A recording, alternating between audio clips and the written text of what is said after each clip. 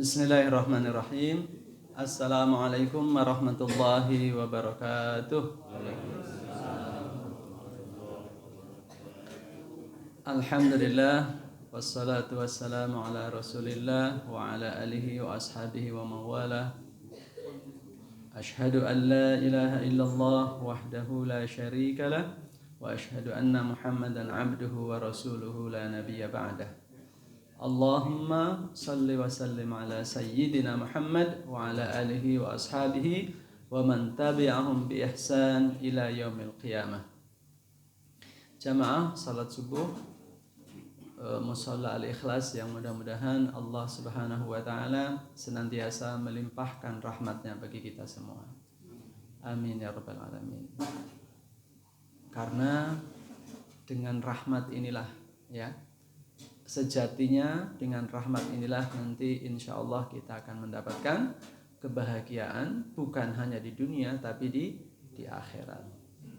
Maka kita senantiasa selalu berharap, berdoa, memohon, mengibah untuk mendapatkan rahmat dari Allah Subhanahu wa taala.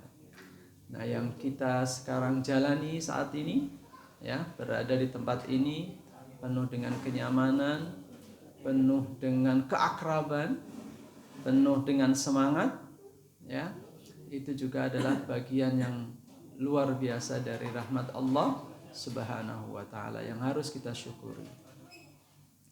Tentu di antara nikmat-nikmat besar lainnya yang juga selalu kita dapatkan, selalu kita rasakan dalam setiap saat kita. Salawat dan salam semoga tetap tercurah kepada Nabi Muhammad sallallahu alaihi wasallam, keluarga beliau, sahabat beliau, para tabi'in, para tabi'in tabi'in dan seluruh umat Islam yang senantiasa berupaya meneladani beliau dalam kehidupan sehari-hari. Tentu kita berharap kita berada di dalamnya. Amin ya rabbal alamin. Jamaah rahimanallah, kepada para ustadz kami mohon untuk izin menyampaikan satu hal yang sederhana dan mohon nanti kalau ada perlu ditambahkan, dikurangi dan dikoreksi, kami akan sangat dengan senang hati menerimanya. Dalam sebuah kesempatan ada seorang ustadz atau penceramah yang mengatakan atau bertanya, ya kan, ada seseorang yang karena dia ingin berbakti kepada orang tua, lalu kemudian beliau menghajikan orang tuanya, memberangkatkan haji orang tuanya. Oke, hajinya haji khusus ya. Tapi orang ini berakhir dengan mendapatkan dosa. Jadi orang ini yang menghajikan orang tuanya berakhir dengan mendapatkan dosa. Kira-kira apa sebabnya? Itu tanya Ustaz itu dalam apa? Ya saya cuma mengulangi saja kira-kira. Kira-kira apa sebabnya? Sudah kenapa? Ya. Itu salah satu itu jawaban yang benar gitu ya. Jadi ternyata kenapa dia malah berdosa? Karena ternyata kesempatan satu-satunya yang dia miliki itu saat itu tidak diprioritaskan untuk dirinya yang memang sudah mendapatkan kewajiban. Kan orang tuanya kan nggak wajib, orang tuanya tidak sampai pada syarat mampu untuk menunaikan ibadah haji. Yang sampai pada syarat mampu dan punya kewajiban adalah dirinya. Tapi dirinya malah mempersilahkan, betapapun itu orang tua sendiri, mempersilahkan orang tuanya untuk haji. Akhirnya kemudian dia tidak bisa melaksanakan ibadah haji, ya, hilang kesempatan kewajiban dia. Akhirnya justru dialah yang mendapatkan dosa. Jadi ini permasalahan-permasalahan yang dalam bahasa Arab atau dalam salah satu khazanah, mungkin ini salah satu khazanah Islam yang sangat besar dan ini mungkin ada di pojoknya lah ya, yang kecil yang mungkin juga tidak banyak yang membahasnya, karena memang juga hal yang penting, tapi kemudian dibawa dengan cara yang santai, ya. Penting tapi dibawa dengan cara yang santai, yang dalam bahasa Arab disebut dengan al-ghaz. Al-ghaz, ya. Al-ghazzu, ada juga akar kata yang lain, akar katanya sama tapi mungkin ada ungkapan lain. Al-ghaz itu adalah semacam tebak-tebakan, ya, semacam teka-teki, ya, yang kemudian setidaknya ada 3 ranah yang biasa dibuat teka-teki dalam agama itu. Ada dalam ranah qiraat, ya, bacaan Al-Quran, ada masuk dalam ranah nahwu, dan ada juga dalam ranah fikih. Nah, Bapak jamaah sekalian, yang akan saya sampaikan pada subuh kali ini yang sederhana adalah al-alghaz al-fiqhiyah atau teka-teki fikih, yang seperti saya sampaikan tadi adalah salah satu khazanah dalam Islam. Ini saya ambil atau saya sarikan atau saya resensikan lah, ya, dari buku atau Alkitab Al-Alghaz Al-Fiqhiyah yang ditulis oleh Syafri Muhammad Nur. Beliau masih muda, ya, tentu di antara khazanah buku-buku Al-Alghaz Al-Alghaz secara umum dari ulama-ulama besar. Nah, salah satunya yang ditulis oleh seorang penulis, seorang ustadz di Indonesia namanya Syafri Muhammad Nur.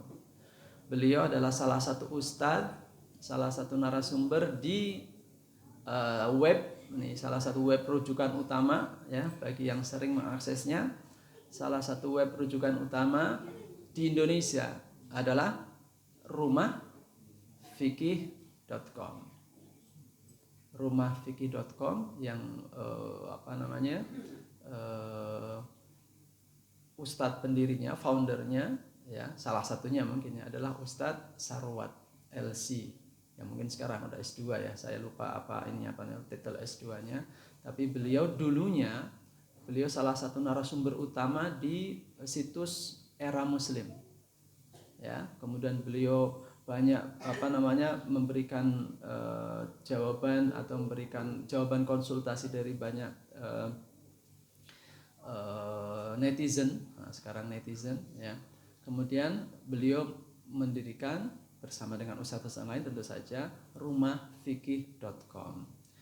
Selain melayani berbagai konsultasi keagamaan, menulis berbagai artikel di rumahfikih.com juga ini ada memberikan wakaf buku PDF, ya. Banyak Pak buku-buku yang bagus banget PDF di rumahfikih.com ini yang bisa kita akses dan bisa kita pelajari di dalamnya. Salah satunya yang diwakafkan adalah Al-Alghaz Al-Fiqhiyah atau teka-teki fikih.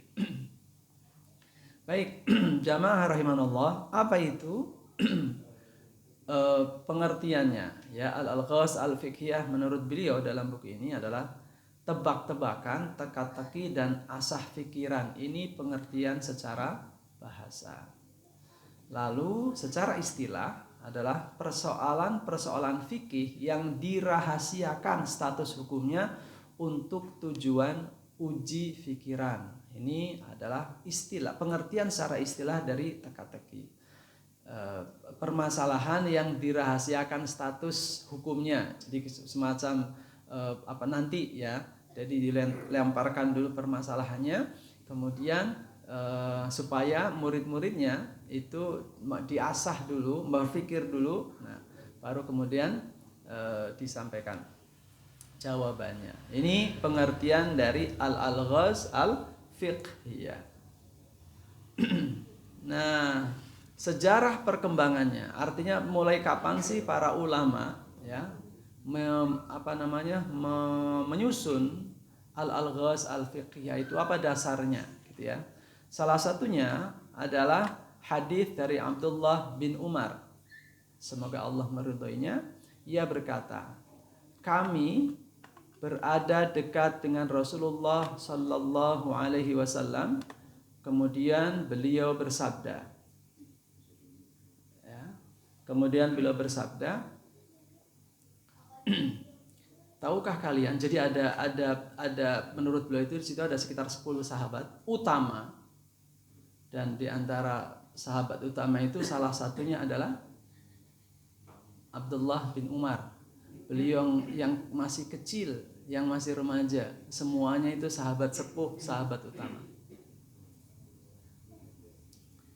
Kemudian Rasulullah Shallallahu Alaihi Wasallam berkata, ya, beritahukan kepadaku salah satu pohon yang menjadi permisalan seorang muslim. Beritakan kepadaku salah satu pohon atau satu pohon yang merupakan permisalan dari seorang muslim. Apa pohon itu? Apa salah ciri-cirinya? Pohon itu daunnya tidak rontok. Daunnya tidak rontok. Kemudian pohon itu tumbuh atau berbunga atau berbuah sepanjang tahun, sepanjang masa. Jadi nggak ada musimnya. Pokoknya berbuah terus. Kalau di Indonesia ada buah yang berbuah terus apa? Kelapa, ya, kalau di Indonesia, ya. Oke. Di sana beliau juga gitu, menyampaikan ada pohon apa yang mirip seorang muslim atau menjadi permisalan dari seorang muslim yang daunnya tidak rontok dan berbuah sepanjang tahun. Para sahabat terdiam. Nah, diamnya itu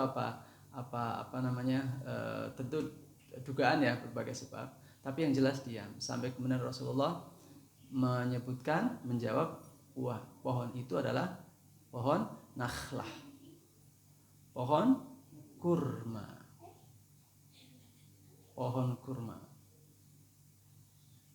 Oke.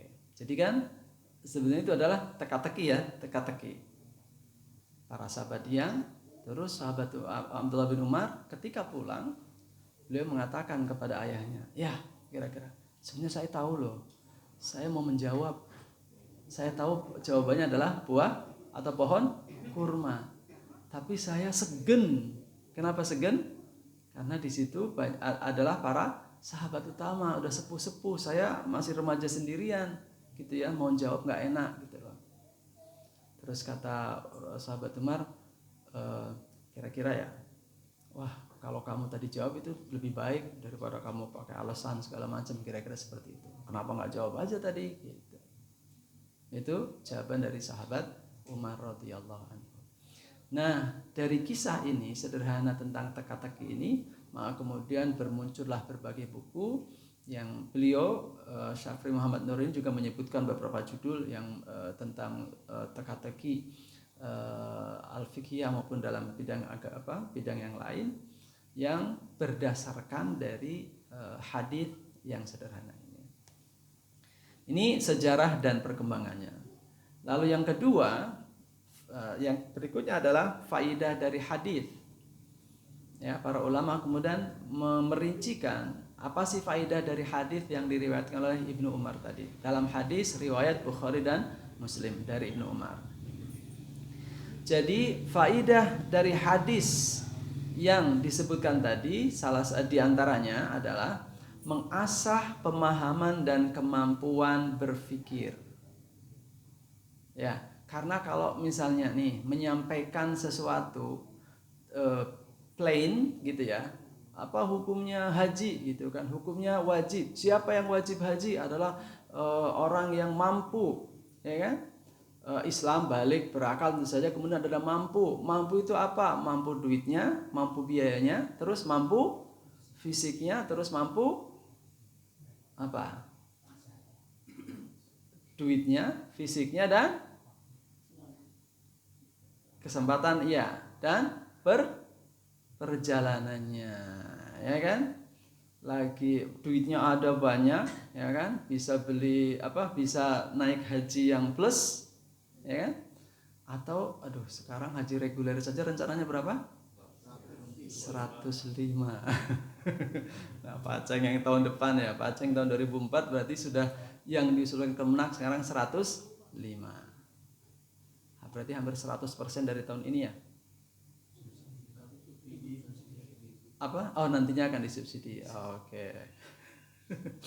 Ya, ya. Meskipun kemudian ada apa namanya? Ada tulisan berikutnya ya dari HNW. Siapa itu HNW?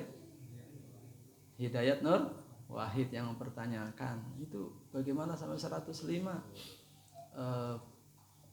tiket di situ ada komponen harga tiket tiket pesawatnya harusnya hanya cuma 18 juta sampai tertulis sampai 36 juta hampir 2 kali lipat. Itu headline yang saya baca komentar dari HNW terkait rencana Kemenak menaikkan harga ongkos haji 105 juta rupiah ya. Banyak titipan. Nah, ya banyak titipan. Ya Allah alam nanti kita para ini ya orang-orang ahli yang nanti akan mengkritisi. Tapi yang jelas menyampaikan secara plain saja itu apa istilahnya biasa. Tapi ketika digugah dengan pertanyaan yang kemudian buat orang berpikir itu lebih bergairah untuk kemudian membahasnya. Nah itu salah satu manfaatkan kalau seandainya Rasulullah tadi di awal langsung wahai misalnya ya para sahabat ya ayyuhal mu'minun misalnya gitu kan, tahukah kalian buah pohon kurma adalah pohon dan itu kan plain ya meskipun intinya sama, tapi ketika disampaikan pertanyaan lebih dahulu itu lebih menggugah gitu ya, jadi mengasah. Yang kedua memotivasi untuk memahami sesuatu.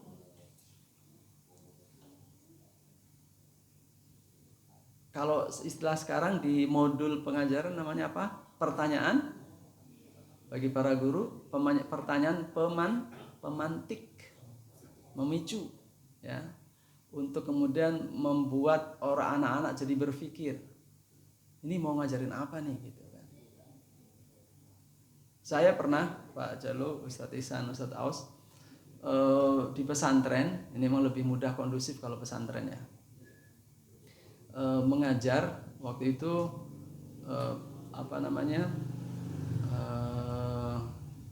diminta atau pertama kali ngajar di pesantren setelah di Bogor sini gitu kan. Terus karena ustadznya sudah banyak gitu lah.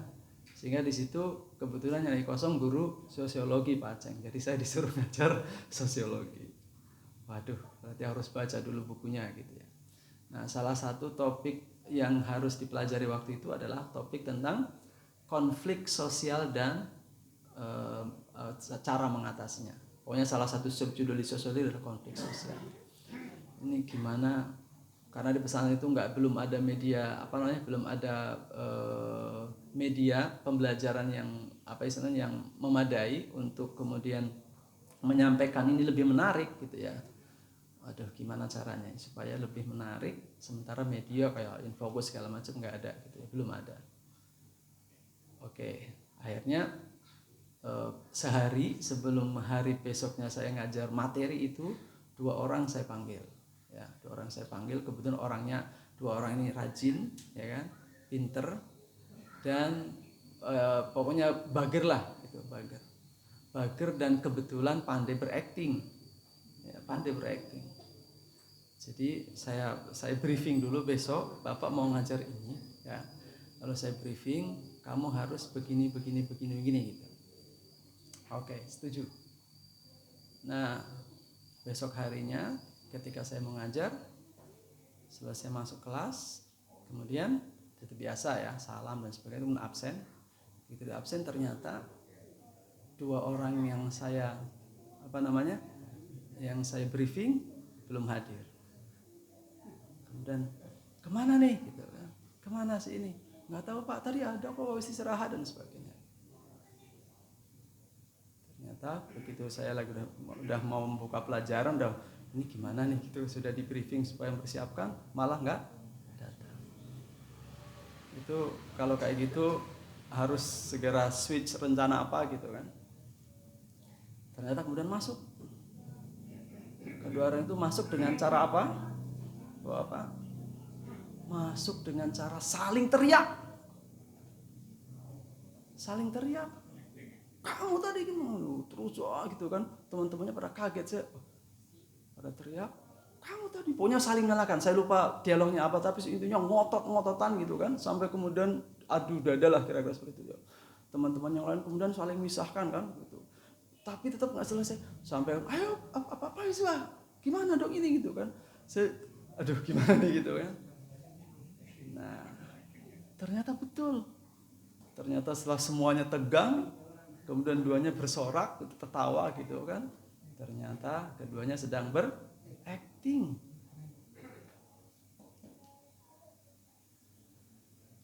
Loh, kan Ustaz sendiri yang nyuruh kami apa? Jadi saya pokoknya gimana caranya supaya kalian menjadi model untuk saya mau mengajarkan konflik sosial. Ya ini konflik yang kami ciptakan gitu. Oh, Masya Allah, ternyata kreatif. Ya. Saya tidak menduga sedahsyat itu, Ustaz. Saya tidak menduga sedahsyat itu gitu. Sampai betul-betul kayak berantem beneran, sehingga kemudian karena tadi di waktu istirahat biasa-biasa aja nggak ada apa-apa gitu kan. Nah, itu ternyata kemudian oh iya, sekarang kita mau belajar tentang konflik sosial. Oh, pada ger semuanya gitu. Jadi kayak gitu itu lebih cepat menarik, menangkap. Kemudian ketika nanti setelah itu kita breakdown apa itu konflik sosial, penyebabnya apa saja, lalu kemudian bagaimana mengatasinya, itu lebih mengena karena ada pemicu seperti itu. Tahun 80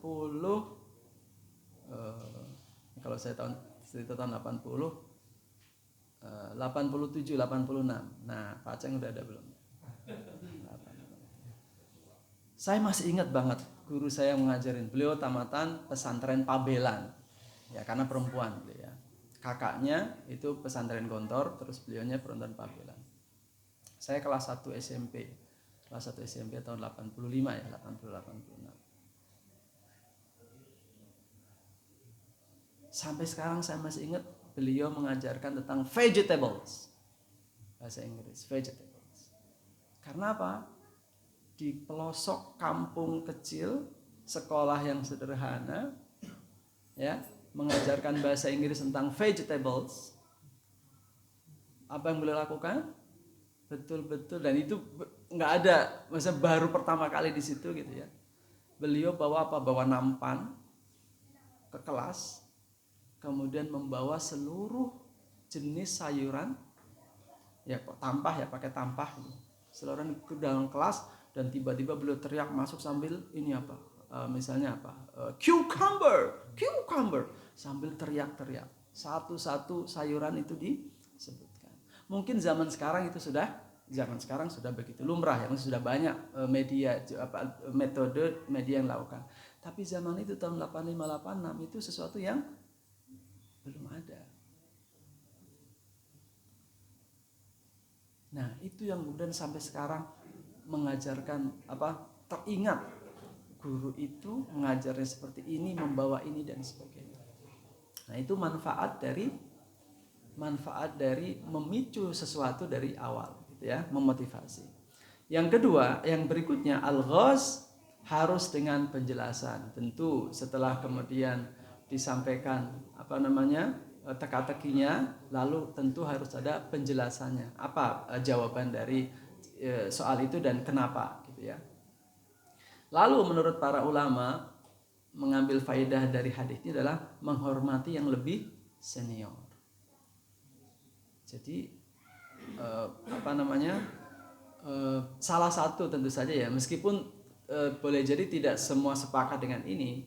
Tapi contohnya tadi sahabat Umar kan menyatakan tadi kalau kamu jawab itu lebih baik gitu daripada punya alasan kayak gini. Tapi intinya kenapa yang dilakukan oleh Ibnu Umar adalah salah satu bentuk tawadhu. Ya kan? Enggak enak ada senior, banyak yang senior di sini, lalu masa saya menyampaikan duluan gitu ya kira-kira. Lalu yang berikutnya adalah rasa malu itu sifatnya kondisional. Nah, ini yang kemudian dikritik atau yang disampaikan oleh ayahnya Umar radhiyallahu anhu tadi, ya. Tadi nggak apa-apa, sampaikan aja jawabannya gitu. Karena toh tidak ada tidak ada eh, pembatasan atau tidak ada keharusan gitu ya, bahwa semuanya harus jawab oleh yang, karena kenapa? Senior belum tentu tahu segalanya. Ya kan? Boleh jadi dari misalnya gini, ada 100 pengetahuan, 99 diketahui oleh senior. Ada junior, dia nggak banyak, cuma 3, tapi salah satu itu adalah salah satu yang tidak diketahui oleh senior. Sehingga ya sampaikan saja gitu. Itu malu itu ada kondisional ya. Malu untuk menyampaikan kebenaran, malu. Nah, biasanya ini kita sampaikan pada para murid ya. Kita sampaikan pada para murid untuk kemudian untuk presentasi atau apapun sampaikan aja, nggak usah malu-malu gitu ya. Kemudian di al-alghaz itu harus ada permisalan dan perumpamaan. Ada permisalan dan perumpamaan tadi ya. Nah, dan yang terakhir, pohon kurma itu memiliki fadilah atau keutamaan tadi ya, buahnya sepanjang tahun. Kemudian kalau ditelik dari sisi kandungan kurma itu sudah banyak ulama, sudah banyak ahli gizi yang menyebutkan kandungan gizi yang ada di dalam kurma, manfaatnya dan sebagainya gitu ya. Termasuk juga kurma itu mungkin kayak kelapa gitu ya. Semua bagian dari pohon itu bisa dimanfaatkan, bisa digunakan gitu. Dari batangnya, daunnya gitu ya. Dulu kita dalam sejarahnya kan Masjid Nabawi juga dibangun dengan sederhana gitu ya, dengan pelepah kurma sebagai atapnya, lalu batangnya sebagai dindingnya gitu. Sehingga wajar kalau misalnya dalam banyak hadis sholat kemudian batuknya itu batuk ini itu banyak pasir gitu ya. Itu katanya salah satu sebabnya kenapa habis sholat kemudian mungkin sebagian ada yang mengusap gitu ya, karena membersihkan pasir gitu ya. Nah, termasuk mungkin juga kemarin barusan kami sampaikan di di masjid di sekolah gitu ya. Di masjid di sekolah, karena Jumat berikutnya ada acara ya kan, ada acara. Kemudian karena ada acara yang mengharuskan sebagian siswa membawa tidak menitipkan, kan wajib menitipkan HP itu wajib kan, menitipkan handphone itu wajib begitu masuk sekolah, saat base time, saat ada jam sesi khusus di awal dengan wali kelas, ada sekitar 10-15 menit dengan wali kelas ketemu, itu ada pengumuman dan sebagainya, ada base time kita menyebutnya. Kemudian seluruh siswa menitipkan handphonenya. Nah, tapi karena hari itu ada acara yang mengharuskan sebagian siswa itu diberi izin untuk tidak menitipkan HP, kemudian menjelang sholat Jumatnya ada miss di situ, ada beberapa yang kemudian tidak menitipkan HP. Nah, tidak mengembalikan HP yang dipinjam gitu. Sehingga ketika khutbah berlangsung, ketika sholat Jumat, sebagian ya ada pojok sana ada yang mojok sambil buka HP. Nah, kita guru agama yang keliling gitu yang memastikan itu dilematis ini ya kan. Kalau kemudian sudah ditunjuk suruh diambil, terus anaknya ngumpetin dan istilahnya ngotot untuk dia diserahkan. Nah, kalau otot-ototan lalu ada dialog, nah sholat Jumatnya jadi batal kan? Batal. Aduh, gimana gitu ya. Sudah, yang penting kita udah punya catatan. Nah, baru Jumat kemarin kami berkesempatan khutbah, di situ kemudian kita sampaikan itu ada hadis, ya tadi berkaitan dengan masjid Rasulullah yang masih sederhana itu. Ada hadis yang menyatakan orang sholat Jumat nih, karena bukan hanya di sekolah ya, saya pernah ngisi di Asyurur juga sama, ngisi sholat Jumat di Asyurur, ada jamaah yang ngobrol di sayapnya gitu ya, lagi kita ceramah, terus jamaah itu termasuk jamaah yang rajin sholat saya tahu, tapi ketika khutbah malah ngobrol. Boleh jadi ada yang kemudian tadinya nggak pengen ngobrol, tapi karena temannya kenapa gitu kan, akhirnya mau nggak mau menjawab, akhirnya dua-duanya jadi batal, jadi berdosa gitu ya. Ya, saya sampaikan pada siswa, jangankan buka HP ya, di hadis itu jangankan ngobrol apalagi bercanda dan sebagainya, mainin batu kan di pasir, padang pasir kan ada kemungkinan batu-batu kecil banyak kerikil kan. Lagi dengerin khutbah, lalu iseng ngambil batu kemudian diputer-puter gitu ya untuk apa menghilangkan keisengan, itu saja disebut laghaut.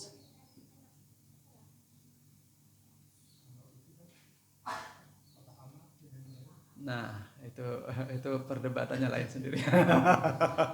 Makanya betul Ustaz Awas pernah bahas juga kalau nggak salah ini. Makanya tidak recommended. Maka ada di beberapa masjid yang sebelum khutbah, ya kan, ketika mau pengumuman itu langsung keliling kotak amal, gitu kan? Karena memang betul itu mengganggu.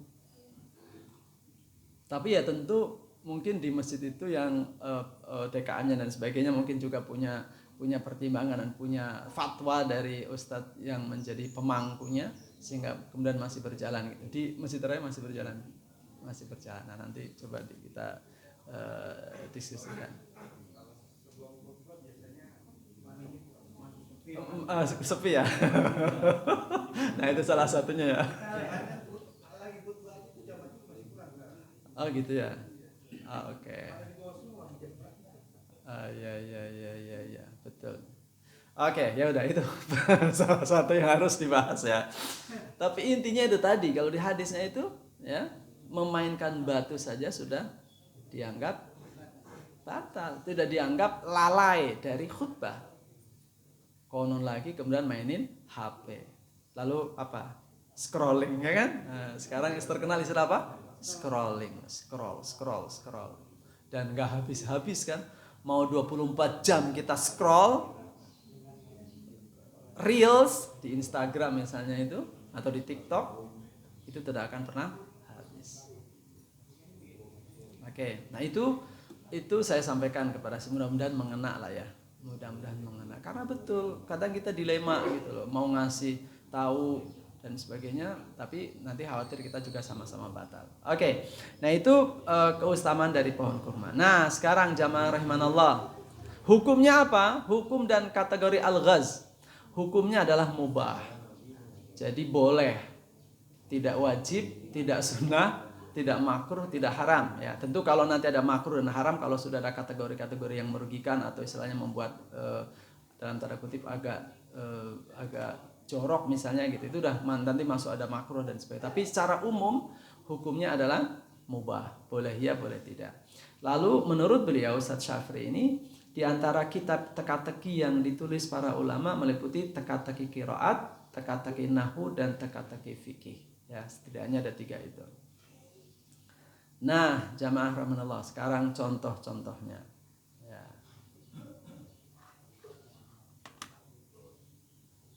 Ada nggak sholat yang isinya 4 tahiyat? Ada. Kapan seseorang sholat dan melakukan 4 kali tahiyat? Masbuk, betul. Masbuk sholat apa misalnya? Sholat maghrib, betul. Masbuk sholat maghrib ketika dia masuk ke rakaat kedua, imamnya sudah iktidal, ya kan? Imam sudah iktidal, lalu kemudian kita masuk, terpaksa kita ikut sujud kan? Nah, imam sedang rakaat kedua, berarti kita ikut tahiyat, betul? Terus berikutnya imam rakaat ketiga kita juga ikut tahiyat, ya kan? Berarti sudah 2 kali tahiyat, tapi kita baru dapat 1 rakaat. Maka akhirnya jadi 4 tahiyat dalam 1 sholat. Oke, yang kedua, diawali dengan takbir tapi diakhiri tidak dengan salam. Sholat apa itu? Ya, sholat jenazah. Sholat jenazah, assalamualaikum. Sujud syukur bukan sholat, Cak. Nah, ini sholat diawali dengan takbir tapi diakhiri tidak dengan salam. Nah, ini saya juga berbaca. Ini modalnya kan baca ya kan, jadi saya tahu duluan kalau. Jadi menurut beliau itu diantara itu adalah sholatnya orang yang sedang sholat qobliyah. Oke, sholat qobliyah baru 1 rakaat, komat, ya nah, bubar gitu kan, selesai, betul nggak? Betul. Batalnya nggak apa-apa, itu ada yang lebih utama. Nggak boleh ketika sholat wajib itu nggak boleh ada sholat sunnah kan?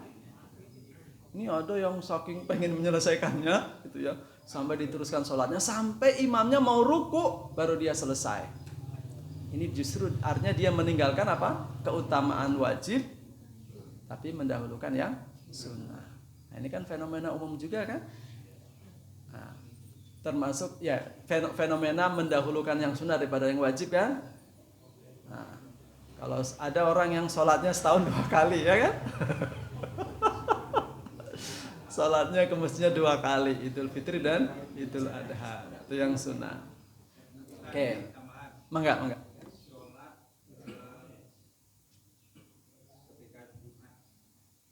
Ya. Ya. Heeh.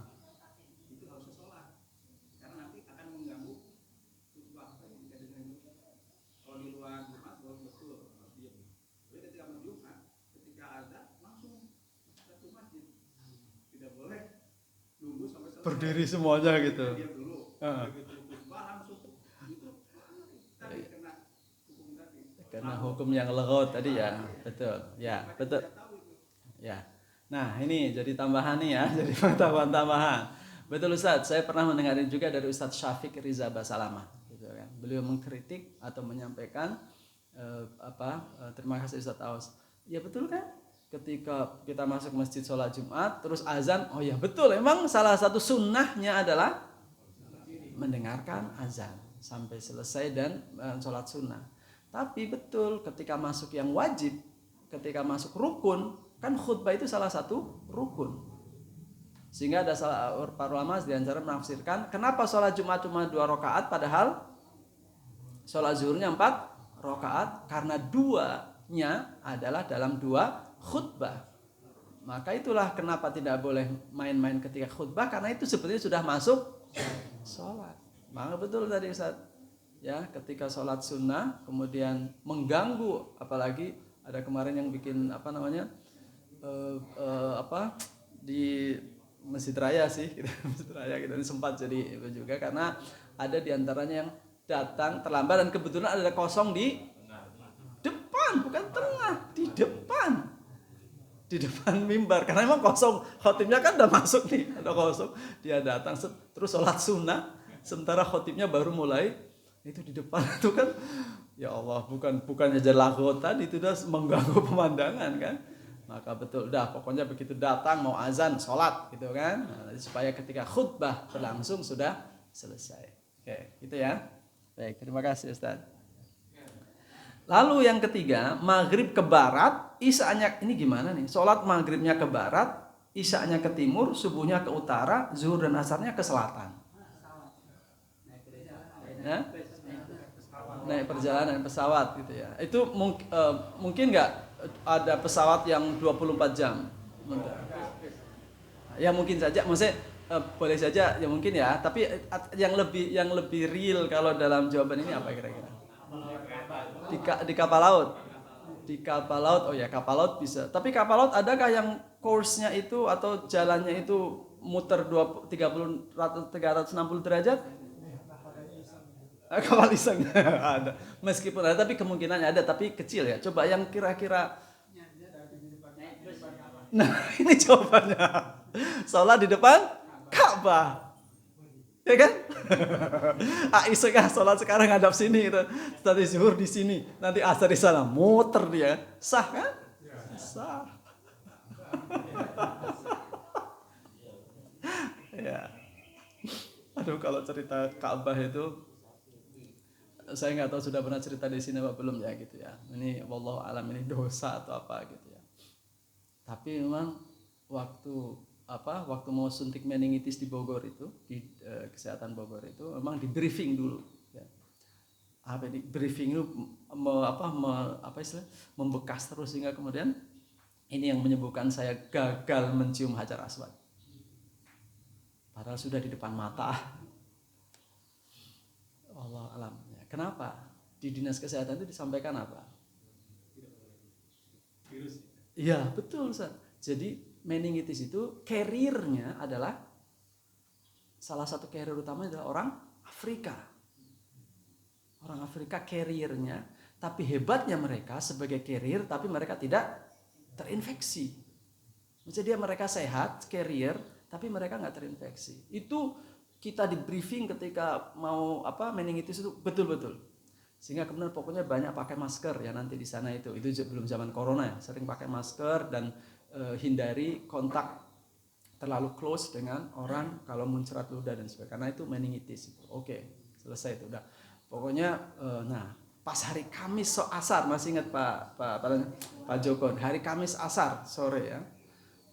Dulu itu kan di Kebah di zaman tahun 2015 itu masih ada itu loh yang extend untuk umroh extend itu kan ada tiga ini ya. Saya tawaf di lantai yang ketiga gitu, terus lihat bawah kok sepi, maksudnya orang yang lagi dorong-dorongan di Hajar Aswad itu tidak banyak gitu. Maka bismillah lah, saya pengen nyoba nyium Hajar Aswad. Saya turun, kemudian betul udah begitu sampai itu Hajar Aswad, bismillah saya pakai kacamata kuda, terus maju, bismillah, terus maju gitu ya. Pokoknya ikutin, didorong orang, terus coba maju lagi. Nggak ada ikhtiar apapun untuk kemudian begini-begini lah. Pokoknya betul tangan di depan itu.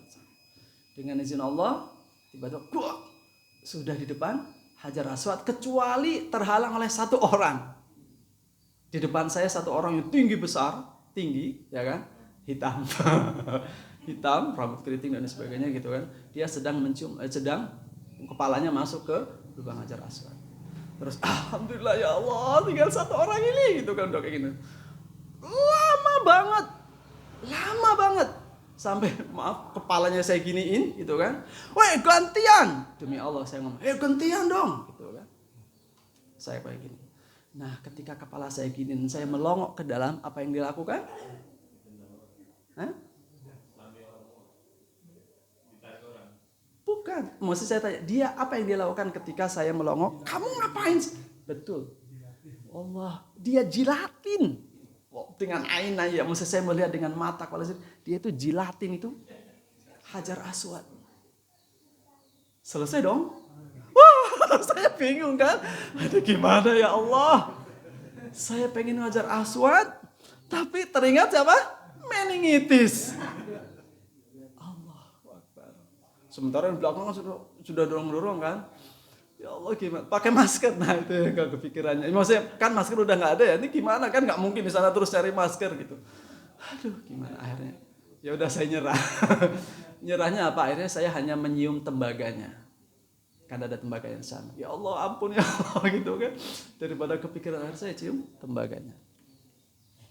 Setelah itu cium tembaganya baru kemudian berjuang. Mundur lebih parah, lebih susah ketimbang maju. Karena semua orang maju betul. Jadi hampir terjatuh. Ya, kalau jatuh ya udah tinjaknya. Tapi alhamdulillah sampai kemudian ada saya bawa sendalnya kan pakai tas yang ini ya sampai patah segala macam. Tapi ya Allah saya dosa mungkin ya atau apalah. Tapi nggak dosa juga itu kan sunnah ya. Tapi intinya meninggalkan kesempatan itu gara-gara itu. Pertanyaannya kenapa mesti jilatin gitu loh? Emang harus dijilat ya? Ya jangankan itu, nanti di Masjid Madinah aja ada yang sampai ya macam-macam lah ya gitu itu yang. Oke, lanjut. Kalau dikerjakan haram, ditinggalkan juga haram. Apa itu? Salat apa? Ini kan tentang salat ya. Salat apa yang kalau dikerjakan haram, ditinggalkan juga haram? Ini salah satu pertanyaan yang disampaikan pada Ibnu Umar atau Ibnu Abbas, saya lupa. Coba, salat apa yang kalau dikerjakan haram, ditinggalkan juga haram? Iya, ini sholat fardu. Sholat fardu, ini kejawabannya ya. Sholat fardu yang mau dikerjakan oleh orang yang sedang mabuk. Ya kan? Orang lagi mabuk kan haram sholat. Tapi kalau dia ninggalin sholat juga haram.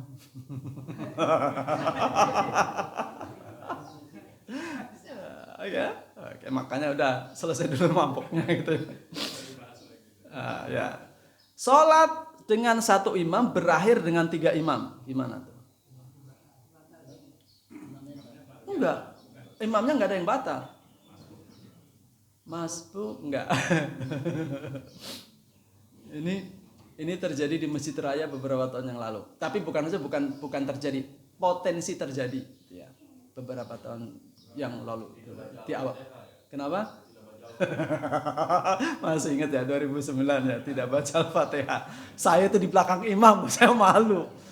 Kami itu termasuk di depan di belakang imam itu kok bisa kami nggak ngeh imamnya nggak baca Al-Fatihah, kami yang salah gitu ya.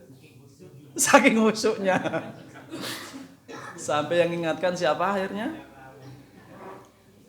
Yang masuk ke pintu, maksudnya yang membuka pintu kemudian menyampaikan ke kami adalah almarhum Allah yarham Pak Hadori Uman. Itu yang buka pintu.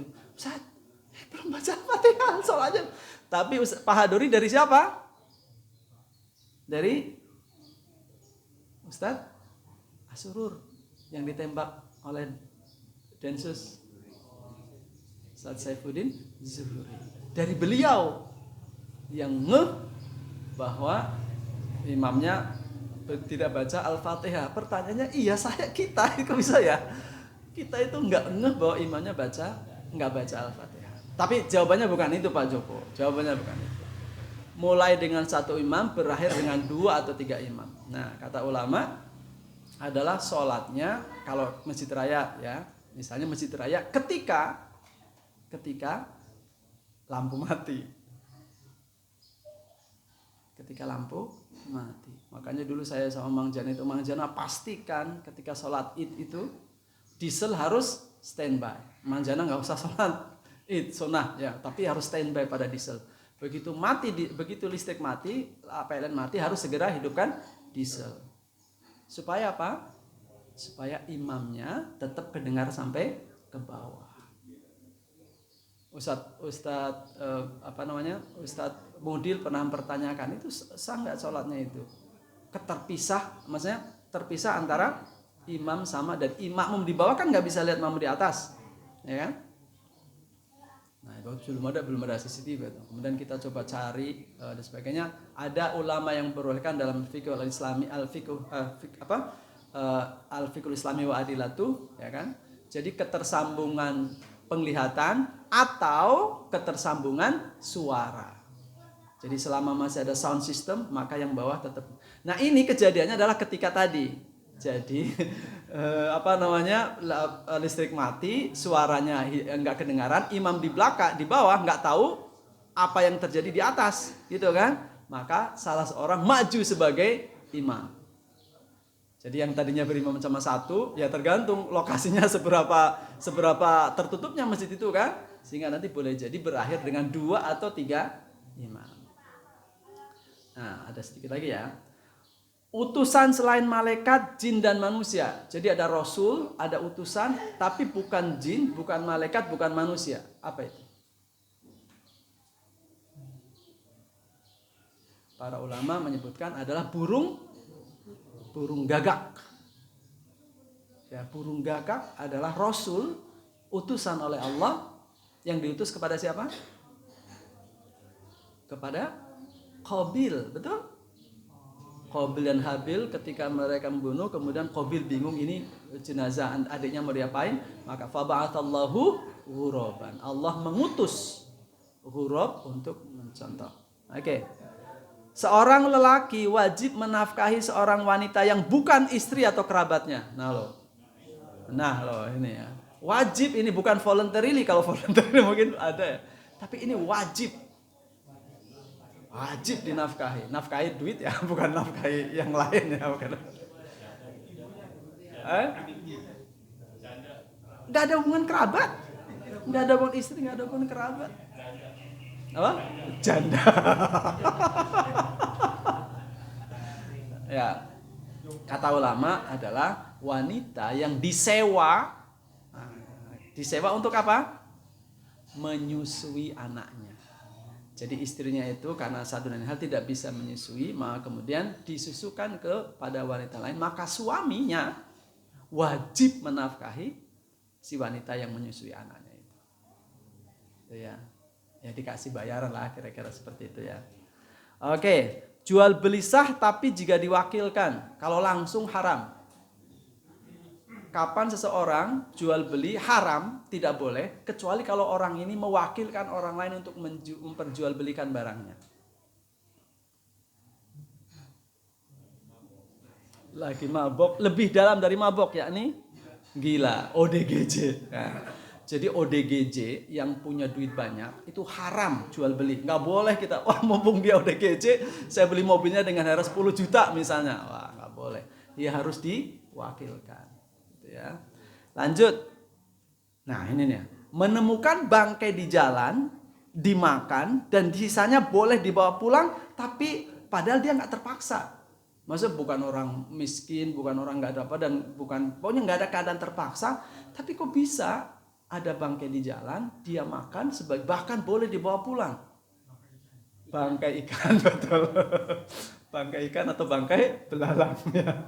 Boleh, oke. Pak Aceng, benar terus ya.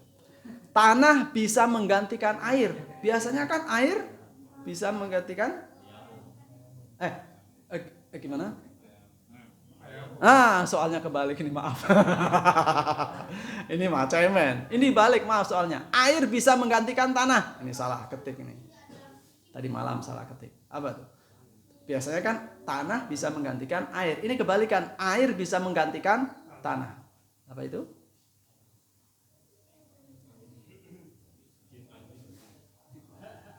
Orang yang meninggal di laut, betul.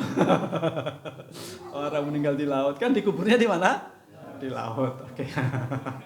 Iseng-iseng aja ya kan? Oke. Nah, ini dia. Ibadah sunnah yang jika seseorang sedang melakukan, maka muslim seluruh dunia tidak bisa melakukannya. Ibadah sunnah yang ketika seorang muslim sedang melakukan, seluruh muslim di dunia tidak bisa melakukannya. Apa itu? Menikah wanita tertentu, hukumnya apa? Hukumnya apa? Bisa juga ya, oke. Tapi di sini jawabannya adalah tadi yang saya ceritakan. Apa itu? Tadi yang saya ceritakan tentang meningitis, mencium hajar aswad itu kan sunnah. Tapi ketika seseorang melakukan, maka muslim seluruh dunia nggak bisa melakukan, gitu ya. Sama. Boleh dihadiahkan, diberikan, tapi tidak boleh diperjualbelikan. Apa itu? Boleh diberikan, boleh dihadiahkan, boleh disedekahkan, tapi tidak boleh diperjualbelikan. Wakaf boleh dihibahkan. Tanah wakaf boleh dihibahkan. Boleh nggak? Tanah wakaf boleh dihibahkan ke orang lain. Boleh? Nggak boleh, Ustaz ya? Nggak boleh. Ini yang boleh apa? Ya, hewan kurban. Nah, hewan kurban nggak boleh ya, panitia masjid nggak boleh. Wah, lagi kurang dana nih. Ya Pak Iwan ya, sapinya dijual 1 gitu kan, nggak boleh. Oke. Seorang anak, ini dia nih. Ini mungkin tidak terjadi zaman sekarang, tapi zaman dulu terjadi. Seorang anak bisa menyaksikan pernikahan ayah dan ibu kandungnya untuk pertama kali. Enggak, ini udah zaman Mesir. Jadi seorang anak bisa melihat bapak ibu kandungnya menikah, tapi menikah untuk pertama kali. Kenapa? Sebelumnya karena haram. Ya, MBA ya, mungkin ya. Nah, tapi kalau jawaban ini Ustaz ya, itu ya bisa juga ya. Di jawaban ini adalah anak yang lahir dari ibunya yang tadinya budak. Ya kan? Kalau budak kan harus dinikahi, ya kan? Nah, ketika anak itu sudah lumayan remaja atau udah gede, ibunya itu dimerdekakan oleh tuannya. Nah, setelah jadi merdeka baru kemudian dinikahi. Maka anak ini bisa melihat pernikahan kedua orang tua kandungnya. Ini nih Pak siapa ini? Pak Cak Munzir. Nah, Cak Munzir kemana Cak Munzir? Nyiapin itu ya, nyiapin apa namanya? Rawon ya. Rawon betul. Oke, khusus. Oke. Ibadah yang dilakukan pria hanya sekali seumur hidup. Hitan. Ada yang mau 2 kali? Karena mungkin waktu pertama kurang modelnya kurang bagus gitu ya. Mau diperbaiki gitu ya, yang mau perbaiki model kurang artistik yang pertama. Wallahu alam. Oke, demikian ya, alhamdulillah sudah 5:30. Wallahu alam. Ya, ini adalah teka-teki ringan tentang fikih. Ya, mudah-mudahan ini menjadi penyemangat kita untuk kemudian mempelajari fikih lebih lanjut. Demikian, mohon maaf, terima kasih Ustadz yang sudah menambahkan, mengoreksi. Kita tutup dengan bacaan hamdalah. Alhamdulillahirabbil alamin. Assalamualaikum warahmatullahi wabarakatuh.